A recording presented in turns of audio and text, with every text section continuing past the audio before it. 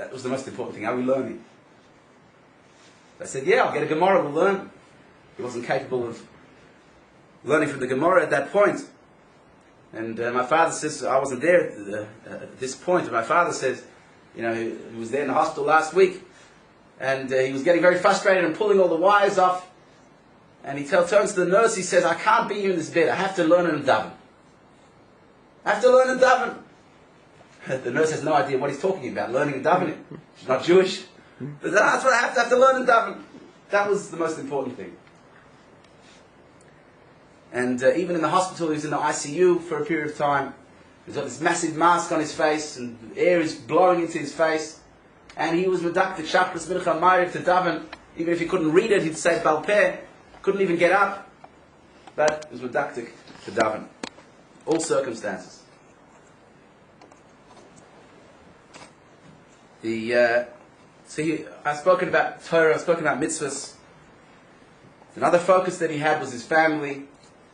His commitment to spirituality wasn't exclusive and, forget the family. He was very connected to the family. He said Tehillim for all his grandchildren every day, a different kapitel for every single one of his grandchildren, he said every day.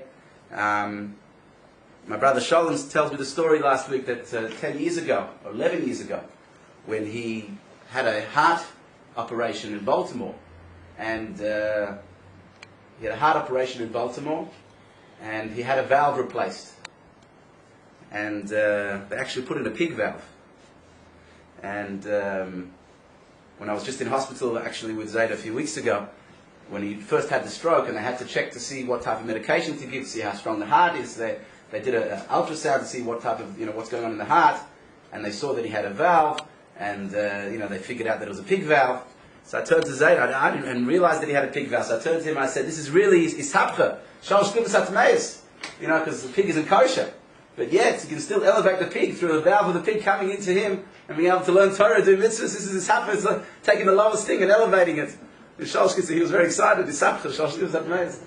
But, so when he had the valve put in, he asked the doctor, how long is this going to last, this valve? When's it going to, because it has a use by date. The doctor said about 10 years, which was pretty much correct. I mean, he lasted 11. 10 years. So he makes a cheshbon, Shalom was sitting there, and he makes a calculation, and he turns to Shalom and says, yeah, by then, Chana should be married, so all his grandchildren, he'll be at all the weddings. It's okay. Turns to the doctor, says, that's fine.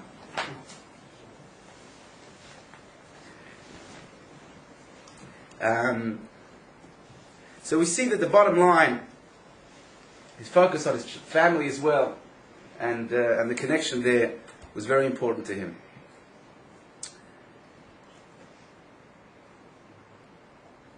So, but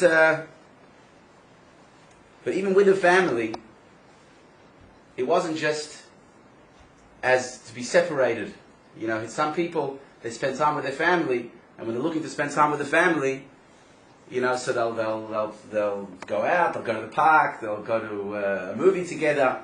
People spend time doing all sorts of things with their family. To him, what does spending time with the family meant?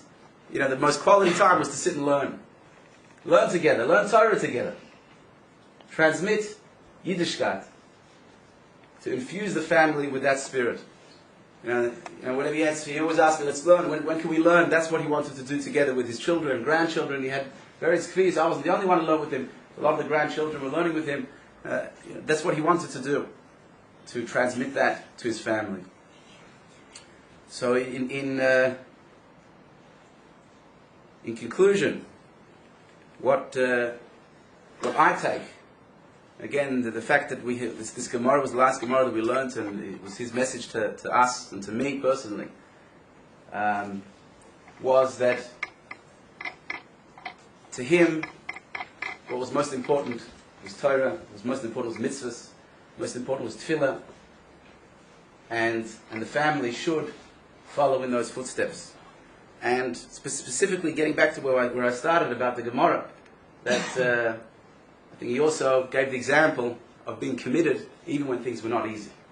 Things are difficult, it's not so easy, did it anyway. Mitzvahs lav lahanas nifli. So all I can say is that he was an inspiration to myself, an inspiration to all my siblings, and not just to the family, but an inspiration to many, many people. And may his memory be a blessing, may what he stood for be a blessing, and may he be Meritz Yosher for all of us and for Gans Klal Yisrael. And we'll be zeicher to be together again with the coming of Mashiach and Tchias HaMeisim. Amen. Amen. Amen. Just a reminder that the consecration will be for the tombstone will be this Sunday. We do Chabad customers to do it straight after the Shiva, so it'll actually be this Sunday at 3 o'clock at Rookwood Cemetery, where the Matzeva is going to go up, and we will have a little ceremony. Section 18A, yes. Chai. Eli Melech will now say a few words.